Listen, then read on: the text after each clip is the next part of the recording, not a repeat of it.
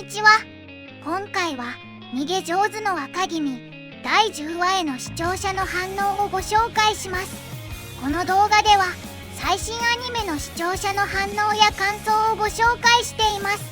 みんなの解釈や考察を知るとアニメ視聴の楽しみが増えると思いますので、ぜひ最後までお楽しみください。高氏が御仏描いた部屋に忠義が入らなかったのって、実は部屋の中が血の染みだらけってオチを予想したけど斜め上だった。あの御仏を食おうとしているモンスターの絵は高氏が無意識に描いたのか、それとも偶然に木目の模様がそうなったように運命が高氏の味方しているのか。高氏が描いたものではあるだろう。いや、正確には高氏が仏様を描く途中で何気なく払った筆の墨が飛び散ってああなったように見えるというか、無意識的にというよりは高氏の心象風景がそのまま出てしまったものというか、少なくとも忠義にはそう思えたんだろう。高氏って何か黒幕が乗り移ってるオチだろう。何かがね。高氏はまさかのお絵描き大好きキャラだったとはね。本当にああいう仏を何枚も描いていたという。今週の回見るに高氏は自分が神仏の力を利用してるって自覚は持ってないんだろうか。純粋に仏様の絵を描くのが好きで下心や打算があって描いてるわけではないのかな。てか弟にすら不気味に思われてたのは草。天下を取ったとはいえ高氏は本当は孤独なのだろう。高氏が描いた御仏を食らう魔物の絵が原作よりもグロかったわ。仏が餌てか建物燃やしたら怒られんか。足利尊氏の弟さんの声優古川という人か聞いたことある声だと思ったらかぐや様の主人公だった。古川さんといえば個人的には吸血鬼すぐ死ぬのロナルドくんや今やってるアニメポケモンのスピネルのイメージが強いな。てか本編見てるときは忠義の声は小野大輔さんか浪川大輔さんのどっちかかなと思ってたよ。うちの絶対音感もまだまだだな。古川さんは個人的に好きなアニメに出演する機会が多いので逃げワーカに出てくれたのは嬉しいね。忠義の声優ワンパンマンの埼玉じゃん。弟は政治力と希望の頼朝タイプで、兄は武変とカリスマに優れた義経タイプ。兄と弟のポジションが逆で忠義が足利の当主だったら官能の上乱も起こらず南北朝時代は早く終わっていた。高氏は義経と違って圧倒的な人望があるから危険視されて結局ぶつかるだろより重最低だな。ちょっとのお使いと称して9歳の主君を単独で片道1に 4km 歩かせる行為。松本で売ってた餃子ニンニクは路地物が多かったけどな。根元まで緑色でほうれん草ほどでかいニラみたいに使えて餃子にすると絶品。千曲川の川小屋で食べたうなぎはものすごくでかくて最強にうまかった。個人的には下諏訪の小林が好き。結局巫女服と人形は何だったの？防虫術じゃね。ケンバル氏が大陸からわんさか防虫術の書を持って帰りガチ学問として健康法として取り入れてたそうだし、諏訪大社がどこまで取り入れてたかは知らんが、仏教と違い神道は基本埋めよ増やせよでもあるしな。綾子がすごく悲しそうな顔をしていた。どんな変態プレイでもついていく宣伝してたから大丈夫。しずくちゃん神秘的で可愛かった。舞を踊るしずくちゃん綺麗だった。変態幕府からのうちには笑ったか。原作で雫がキスした後糸引く描写はやらなかったな。自主規制か。その割にオチは原作よりひどかったが、これ楽しみにしてた。雫は寡黙だし自己主張激しいタイプでもないので初期から出てる割に目立たないよな。時行様との会話シーンもあんまないし、時々猟奇的な発言してインパクト残したりはしてるけれども、以前は参謀役みたいなことやってたけど、そのポジションも吹雪くんに奪われちゃいそう。雫は公私にわたる裏方仕事全般の管理が仕事なので派手な見せ場は少ないが、他の長者等の面々が言って足りない時にフォローしている描写は現段階でもちらほら見られる。吹雪は戦闘では万能だが、村での食料管理ができていなかった描写からわかるように生活能力は低い。時行様が言ってた。私は雫のことをよく知らない。みたいなセリフは、視聴者の心の声の代弁かな、と思った。雫って第1話から登場してるものの、鴨下し物語の最前線に出てくる機会もそんなにないので、視聴者の視点からしても謎が多いキャラだからね。9月4日に発売されたコミック17巻の本編最後のページの1ページ全部使っての1コマで、雫の正体がわかる。感情の起伏が少ないミステリアス系なので、それなりにキャラは立ってるね、雫。雫の素性が発覚するのってそんな最近なのか、まさか人間じゃないとか。雫ちゃんは可愛すぎて人じゃないに違いないって思っていたら、本当の真力の源は雫ちゃんの方ってことなのかな。ラストの頼重の話がなかなか深いというか考えさせられたな。科学の発達や人々の思想の合理化により、人間の領域が広くなった代償として、世の中から不思議や神秘がなくなってしまう。というのもそれはそれで寂しいものだからね。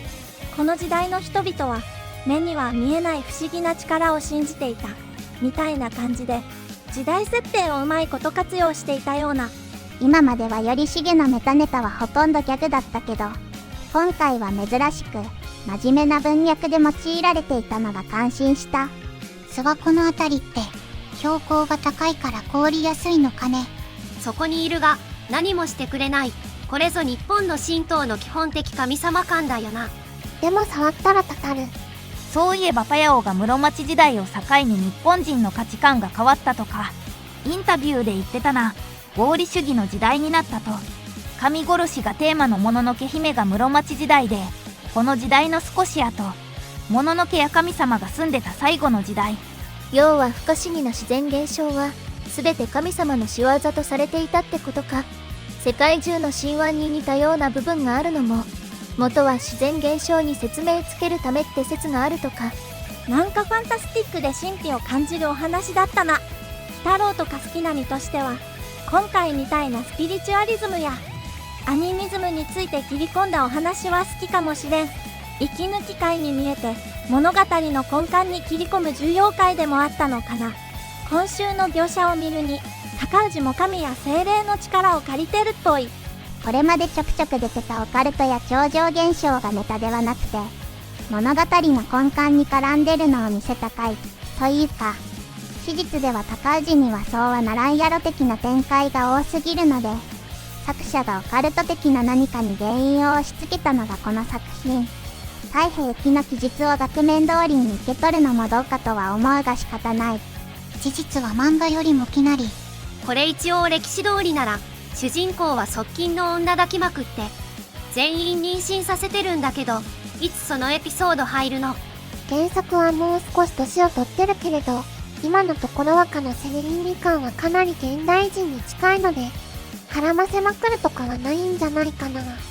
鎌倉幕府最高なんかを目指すなら肉親は多いほどいいから、頼重指導のことでどんどん絡ませてたんでは。巫女いっぱい出てくるけど、リアルでは全員妊娠。史実では時行のこの記録はない。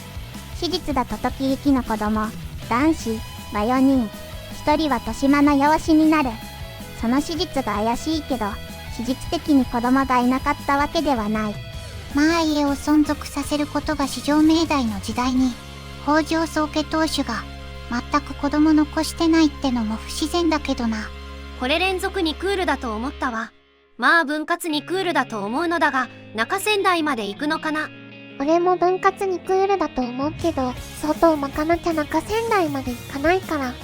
定宗に、俺たちの鎌倉はここからだ、宣言したあたりで一旦終わりだと思う。中仙台まで行かないと、逃げて終わりになっちゃう。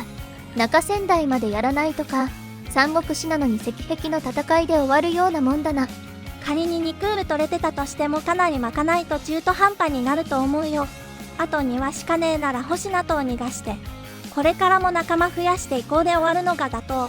2クールあれば前哨戦まではいけるんじゃない。9巻1話か2話あたりまでなら区切りいいし、俺たちの中仙台の乱はこれからダエンドで。まあ俺たちの戦いはこれからダエンドだよね。御渡りとか、今でこそ自然現象とわかってるけど、中世の世はまだ解明されていない。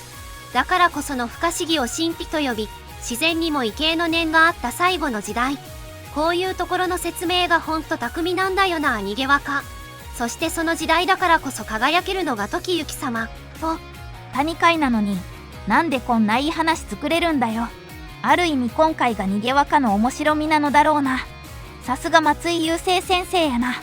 そしてクローバーワークスのいつものようにふざけるし、高氏の御仏の絵、望ましさが再現度高すぎというか、むしろパワーアップしていてインパクトすごかった。スワパートの明るさとの対比を。確かに科学技術が発達して現実主義者が増えてきたから信心深いものが減ってきたってのはあるな。そのくせ困った時だけ頼ろうとするから神にも見放されるわけだ。森高殿がずっと顔を覆ってるの。そういう V 反応ダメ。好きになっちゃうでしょ。遊びの後始末と称して変態疑惑背負わせるの。時行様の隠れた S っぷりが。もう、本当に、忠義くんが苦労人でかわいそうで不憫でかわいそかわりい。この仲の良いはずの足利高氏忠義兄弟が、なぜあんな道をたどり、あんな結末を迎えることになるのか。なんだか回り回って北条と鎌倉の練習と時行たちの執念が、あの形で現れたように感じる。仲良し足利兄弟幼少期も含めてとっても可愛かったのだが、すでに溝の方が出始めていて、二人の行く果て、最後を知っていると、なんかうめき声出ちゃうな。超自然的なものがあったとされる最後の時代と念を入れて前置きすることで、人間やめてるような連中を容易に出すための免罪符を得たわけだと。原作では巫女人形を抱いてるだけだったのに、超優秀アニメチームにケツを鞭でしばかれる兄よりを入れられた諏訪頼重の明日はどっちだ。未来が見えるからこそ、新力の失われていく未来に哀愁を漂わせつつ、時行様に今を謳歌してほしいと願う。頼重の構図が良かった。最後までご視聴いただきありがとうございました。皆さんのご感想や注目ポイント、考察などありましたらコメントで教えていただけると嬉しいです。このチャンネルでは最新アニメのみんなの反応や感想をご紹介しています。様々な考察や多様な意見を聞くとこれまでなかった視点が増えて、アニメ視聴の新しい発見があるかもしれませんので、ぜひチャンネル登録とグッドボタンをよろしくお願いします。それではまた次回の動画でお会いしましょう。